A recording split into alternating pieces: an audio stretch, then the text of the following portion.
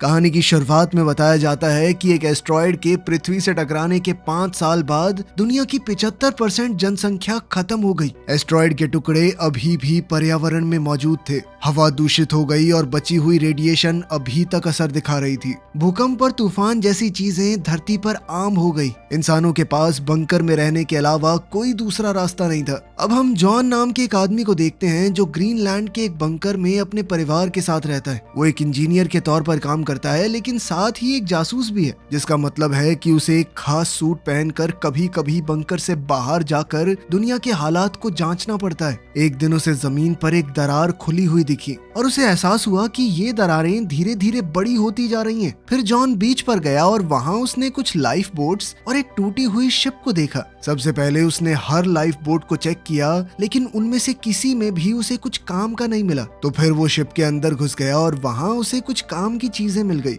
जिन्हें उसने अपने पास रख लिया। अंदर और आगे जाकर उसे बहुत सारी लाशें दिखी। चीजें ढूंढते हुए जॉन को एक नोटबुक भी मिली, जिसमें एक खूबसूरत फूल रखा हुआ था। जॉन ने उस नोटबुक को भी अपने पास रख लिया। उसी वक्त बंकर से उसे रेडियो पर एक चेतावनी मिली कि एक बहुत ही खतरनाक तूफान आ रहा है। जॉन ने पूरी ताकत से दौड़ना शुरू कर दिया, क्योंकि तूफान बहुत तेज रफ्तार से उसके पीछे आने लगा था। खुशकिस्मती से जॉन गेट के ऊपर से कूदकर सही टाइम पर बंकर के अंदर घुस गया और तूफान के अंदर आने से पहले ही उसने गेट को बंद कर दिया। खुद को बचाने के बाद जॉन सदमे में बैठ गया। वो सोचने लगा कि मौत के कितना करीब था। इसके बाद जॉन ने अपने थेरेपिस्ट से मिलने का फैसला किया और दुनिया की अजीब हालत के बारे में बातें करने लगा। थेरेपिस्ट ने कहा कि सबकी यही हालत है, लोग बस दिखा रहे हैं कि सब कुछ ठीक है। इसीलिए उसने जॉन से कहा कि चिंता क्यों कर रहे हो, तुम्हारे हाथ में कुछ है। अपने परिवार के साथ ज्यादा से ज्यादा समय बिताओ, खुलकर जियो। इसी बीच जॉन की पत्नी एलिसन दूसरे बंकर में बैठी लीडर्स के साथ मीटिंग कर रही थी, जहां सब लोग बातचीत कर रहे थे कि खाने पीने की चीजें खत्म होने लगी हैं। तभी एलिसन को एक मैसेज मिला जिसमें लिखा था कि जॉन सही सलामत वापस आ चुका है। उसी मीटिंग में डॉक्टर अमीना ने साइंटिस्टों से मिली जानकारी दी, जो उसे दूसरे बंकर्स से मिली थी। वो एस्ट्रॉयड से बने हुए खड्डों के बारे में थी। इन खड्डों का साइज और गहराई उन्हें तूफान से बचाएगी और मुमकिन है कि जहरीली हवा भी उनका कुछ खास नहीं बिगाड़ेगी। इसीलिए वो जगह रहने के लिए बढ़िया हो सकती है। लेकिन एडम ने याद दिलाया कि ये गड्ढे तो फ्रांस में हैं और पूरे यूरोप में लड़ाई चल रही है। तभी अचानक एक भूकंप आया और पूरा बंकर हिलने लगा। लेकिन सब लोग सिर्फ इंतजार कर रहे थे कि भूकंप कब रुकेगा और फिर अपने काम में लग गए, मानो ये बिल्कुल आम बात हो।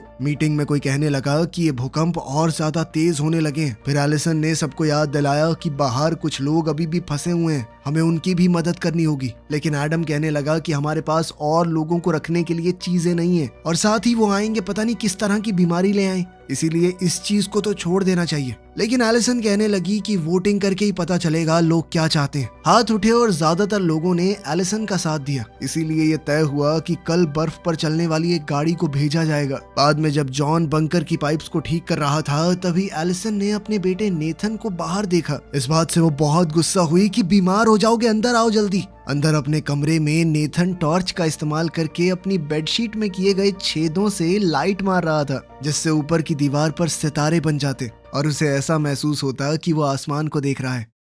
अगले दिन जॉन ने बंकर की दीवारों पर कुछ दरारें देखी। इसी बीच बंकर से भेजी हुई एक गाड़ी बाहर गई और कुछ लाचार लोगों को बचाकर वापस आने लगी। आते वक्त टीम ने बंकर में कॉल किया और दूसरे राउंड के लिए परमिशन मांगी, क्योंकि जगह कम होने की वजह से वो कुछ लोगों को पीछे छोड़ आए थे। लेकिन एडम ने तुरंत मना कर दिया, ये याद दिलाते हुए कि हमारे पास इतनी जगह और खाना कहाँ है यार, लोग इकट्ठा करे जा रहे हो। उसी वक्त एक और भूकंप आया और उसका गाड़ी से संपर्क टूट गया। बंकर पहले से भी ज्यादा जोर से हिलने लगा, जिससे लोग और सामान दोनों गिरने लगे और तभी अचानक छत के कई हिस्से बुरी तरह टूट गए, जिससे कई लोग फंस गए और उन्हें गंभीर चोटें भी लगी। कुछ पत्थर जॉन के सर पर आ गिरे और धूल की वजह से कई दिन से चल रही उसकी खांसी और बढ़ गई। लेकिन उसके एक दोस्त ने उसे वहां से निकलने में मदद की। तभी सारे अलार्म बज गए और बंकर फिर से हिलने लगा। थोड़ी दूर से एक धमाके की आवाज आई। जॉन ऑफिस की तरफ दौड़ा ताकि एलिसन को बचा सके। एलिसन को काफी चोट आई थी। जॉन ने जल्दी से उसे खड़ा किया और दोनों अपने बेटे को ढूंढने निकल पड़े। दोनों ने नेथन को उसके कमरे में मास्क पहने हुए पाया, लेकिन फिर भी उसे सांस लेने में दिक्कत हो रही थी।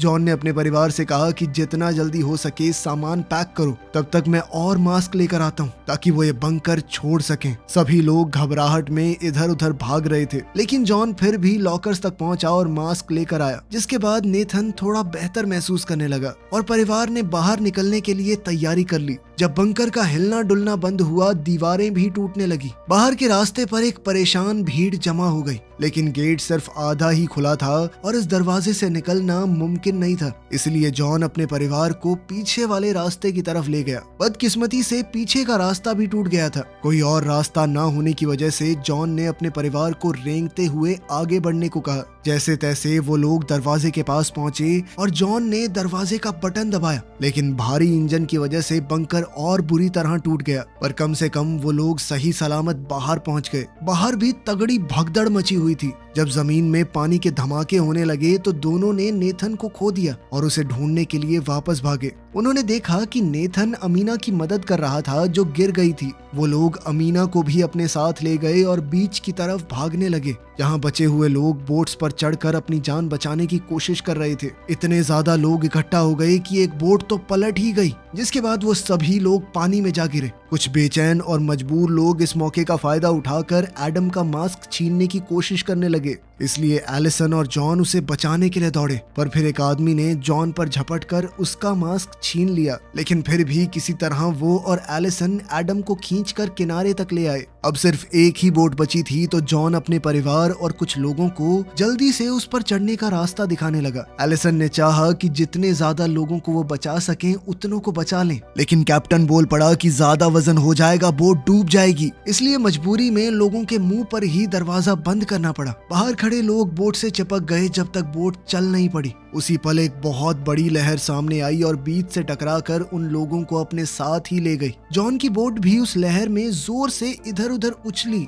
लेकिन कैप्टन ने जैसे तैसे बोट को संभाले रखा और वो लोग सुरक्षित तरीके से आगे बढ़ते रहे। थोड़ी देर बाद जॉन ने एक डिवाइस का इस्तेमाल करके कंफर्म किया कि यहाँ हवा की क्वालिटी सही है, इसीलिए वो अपने मास्क उतार सकते हैं। फिर सारे बैठकर बात करने लगे कि कहाँ जाना चाहिए, और क्योंकि आइसलैंड खत्म हो चुका था इसीलिए उन्होंने तय किया कि उनकी सबसे नजदीकी मंजिल इंग्लैंड है।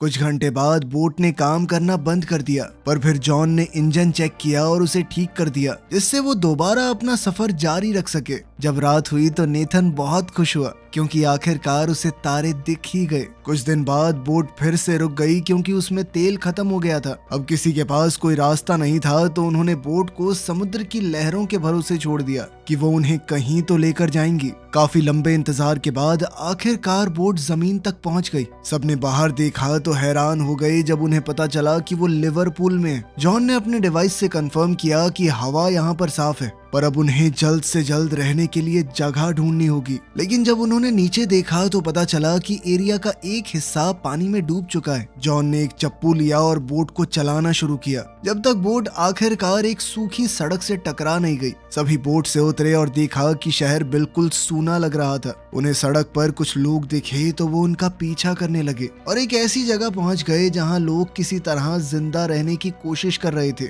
जॉन ने देखा कि उनमें से कई लोग बीमार लग रहे हैं, इसीलिए वो ज्यादा दिन तक जिंदा नहीं रह पाएंगे। जॉन के ग्रुप को चीखने की आवाजें सुनाई दी। आवाजों का पीछा करते हुए उन्होंने एक भीड़ को देखा। कई लोग एक बंकर के बाहर हल्ला मचा रहे थे, जबकि कुछ फौजी उस बंकर को गार्ड कर रहे थे। एडम गेट की तरफ दौड़ा और बताने लगा कि हम ग्रीनलैंड स्टेशन के सरकारी अफसर हैं, हमें अंदर जाने दो। इस पर फौजी ने कहा कि अपनी आईडी दिखाओ, लेकिन सिर्फ एलिसन के पास आईडी थी और उसे अपने परिवार को छोड़कर अंदर नहीं जाना था। एडम फौजियों से बहस करने लगा, जबकि भीड़ और ज्यादा गुस्से में आ गई। अचानक से एक फौजी ने एडम को गोली मार दी। जब भीड़ में खड़ा एक दूसरा इंसान जबरदस्ती अंदर घुसने की कोशिश करने लगा तो उसे भी गोली मार दी गई। सोल्जर्स ने गेट बंद कर दिया और अलार्म बजना शुरू हो गया। उसी वक्त आसमान में आता हुआ एक तूफान दिखाई दिया और भीड़ घबराकर भागने लगी। अमीना और जॉन के परिवार ने एक वैन को रोका और ड्राइवर से उन्हें लंदन ले जाने को कहा, लेकिन ड्राइवर पेमेंट मांगने लगा, जिसके लिए जॉन ने उसे अपनी घड़ी दे दी। जिसके बाद ड्राइवर मान गया और गाड़ी तेज रफ्तार से शहर से निकल पड़ी। समय रहते वो लोग तूफान से भी बच गए। एलिसन नेथन को गले लगाकर तसल्ली दे रही थी कि सब सही हो जाएगा, जबकि एमिना एडम के लिए बहुत दुखी थी। ड्राइवर ने बताया कि लोग इतने मजबूर हो चुके हैं कि खाने के लिए किसी को भी मार देंगे।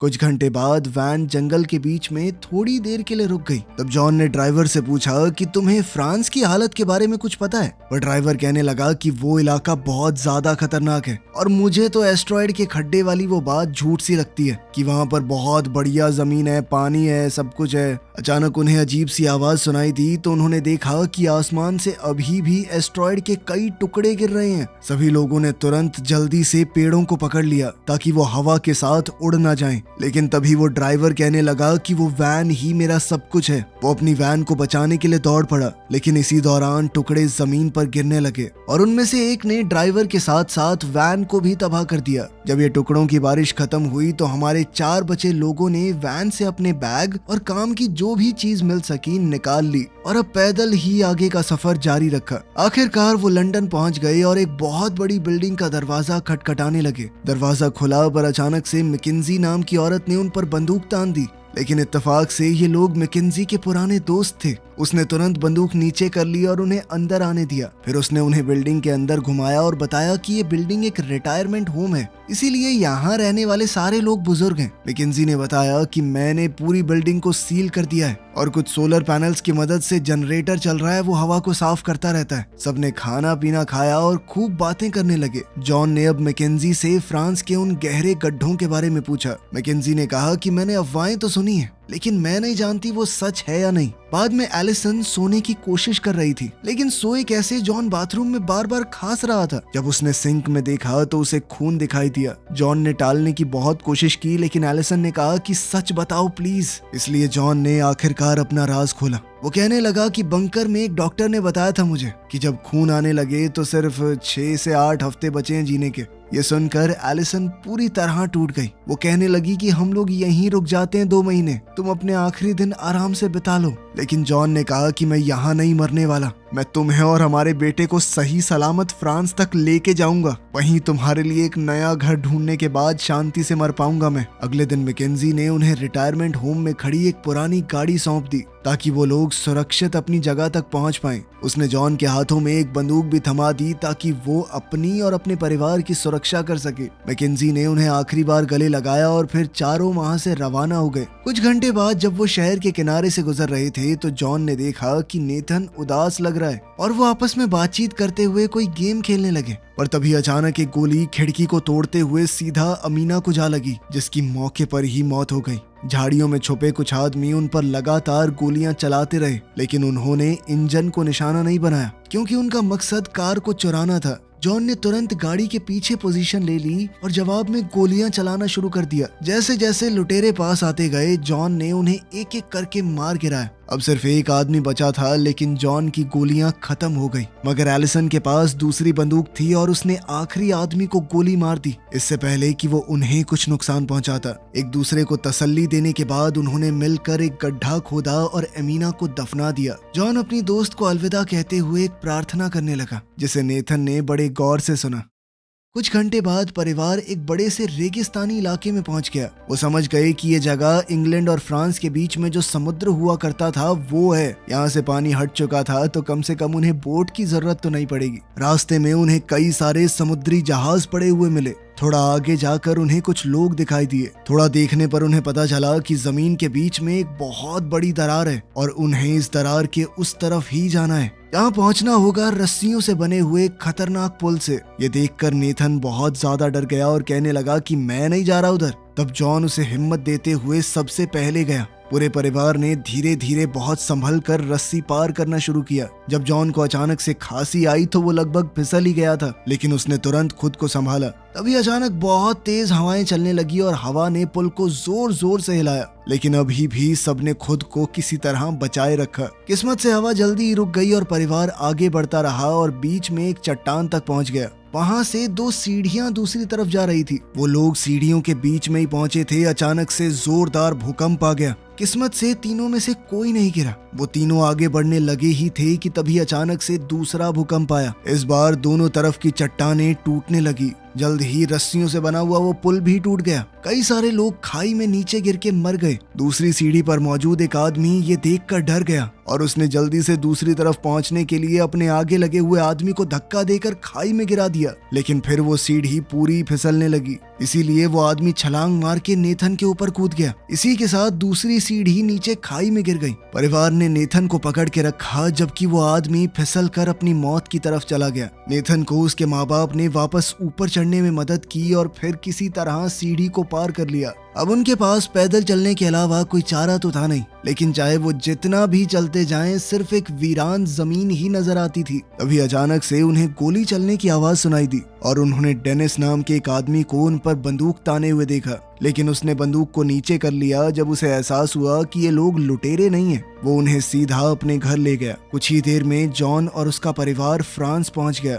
डेनिस फिलहाल एक पुरानी फैक्ट्री में रह रहा था जिसे वो एक गाड़ी के इंजन से पावर देता। डेनिस ने उन्हें अपनी बेटी कमील और पत्नी से मिलवाया। उसकी पत्नी पर रेडिएशन का बुरा असर हुआ था। वो व्हील चेयर पर थी और कुछ बोल भी नहीं पाती थी। डिनर के दौरान डेनिस को पता चला कि जॉन का परिवार एस्ट्रॉयड से बने हुए खड्डों तक पहुंचना चाहता है। उसने उन्हें चेतावनी दी कि वो इलाका बहुत ज्यादा खतरनाक होगा। हर तरफ से लोग खड्डे पर कब्जा करने के लिए एक दूसरे को मार रहे होंगे। वहीं कमील नेथन को अपने कमरे में ले गई और उसे अपनी सारी कूल चीजें दिखाने लगी। बदले में नेथन ने भी उसे अपनी छेद की हुई वो चादर दिखाई जिसके नीचे टॉर्च मार के आसमान में तारे दिखते हैं। अगली सुबह डेनिस ने जॉन को एक मैप दिया और उस पर सबसे कम खतरनाक रास्ते को दिखाने लगा। उसने आर्मी में अपने एक पुराने दोस्त का नाम भी बताया जो अब एक बड़ी पोस्ट पे है। साथ ही उसने जॉन को अपनी एक पुरानी फोटो भी दी अपने दोस्त के साथ, ताकि वो ये साबित कर सकें कि वो डेनिस को जानते हैं। हो सकता है उन्हें मदद मिल जाए। अचानक डेनिस ने रोते हुए जॉन से एक गुजारिश की, क्या तुम लोग कमील को भी अपने साथ ले जा सकते हो? वो खुद अपनी बेटी को उस खड्डे तक ले जाना चाहता है, लेकिन उसे यहीं रहकर अपनी पत्नी का ख्याल रखना होगा। जॉन थोड़ा हिचकिचाया लेकिन एलिसन तुरंत मान गई। इसके बाद कमील अपने माँ बाप को अलविदा कहते हुए जॉन के परिवार के साथ डेनिस की वैन में बैठकर निकल पड़ी। कुछ घंटे गाड़ी चलाने के बाद एलिसन ने नोटिस किया कि बच्चों का मूड खराब है, इसीलिए उन्होंने ब्रेक लेकर रुकने का फैसला किया। फिर जॉन ने बच्चों को एक गेम खिलाई जिससे मूड थोड़ा बेहतर हुआ। तभी अचानक उन्हें सड़क पर कुछ गाड़ियां दिखाई दी और कई फौजियों ने उन्हें घेर लिया। कमील ने अपने पिता के जनरल दोस्त का नाम लिया और फौजियों को मना लिया कि वो उन्हें एरिया क्रॉस करने में मदद करें। रात तक वो लोग एक लड़ाई के मैदान में पहुंच गए जहां आर्मी कुछ लोगों से लड़ रही थी। एक फौजी उन्हें पीछे से ले गया ताकि वो बिना किसी की नजर में आए जंगल से गुजर सकें। जब उनके पास एक धमाका हुआ तो उन्हें रुकना पड़ा, लेकिन जल्द ही उन्होंने दोबारा चलना शुरू किया और फिर कुछ तारों को पार करके और ज्यादा खतरनाक एरिया में पहुंच गए। अब उन्हें गोलियों और धमाकों से बचने के लिए जितनी तेज हो सके उतनी तेज दौड़ना पड़ा। हर तरफ लोग मर रहे थे और तभी परिवार ने एक आदमी को आग की लपेट में देखा। फिर उनके साथ वाले फौजी ने बंकर में कॉल करके बताया कि मेरे साथ सिविलियन है, और कुछ दूसरे फौजियों ने उन्हें आगे बढ़ते रहने को कहा। जितना हो सकता था वो उन्हें कवर देते रहे। वो सब आगे बढ़ते हुए जंग के लिए तैयार की गई एक सुरंग तक पहुंच गए जहां जॉन बुरी तरह खांसने लगा और लगभग गिर पड़ा। सुरंग के अंदर से गुजरते हुए उन्हें कई लाशें मिली। आखिर में वो एक सीढ़ी तक पहुंचे और उनके साथ आए हुए फौजी ने उन्हें जंगल में भेज दिया, ये कहकर कि बस सीधे चलते रहना जब तक कैंप न मिल जाए। सुबह होने पर वो आखिरकार मिलिट्री कैंप तक पहुंच ही गए। कमील ने कुछ पहाड़ों की तरफ इशारा किया जो पहले वहां नहीं थे और जॉन ने हिसाब लगाया कि वो अपनी मंजिल के बहुत करीब आ चुके हैं। जब उन्होंने डेनिस के दोस्त के बारे में एक फौजी से पूछा तो पता चला कि वो तो मर चुका है और अब ये वाले फौजी उनकी मदद करने में इंटरेस्टेड नहीं है। इसलिए जॉन ने उन्हें बताया कि मेरे पास कुछ ही दिन बचे हैं भाई, मैं बस अपने परिवार को बचाना चाहता हूँ। एक आदमी ने उन पर तरस खाया और उन्हें अपनी बस में जगह दे दी। जॉन का परिवार और कुछ और लोग बस में बैठ गए जो उन्हें उनकी मंजिल तक ले जाएगी, लेकिन रास्ते में ही एक धमाका होने की वजह से सफर रुक गया। अचानक बस को कुछ लुटेरों ने घेर लिया।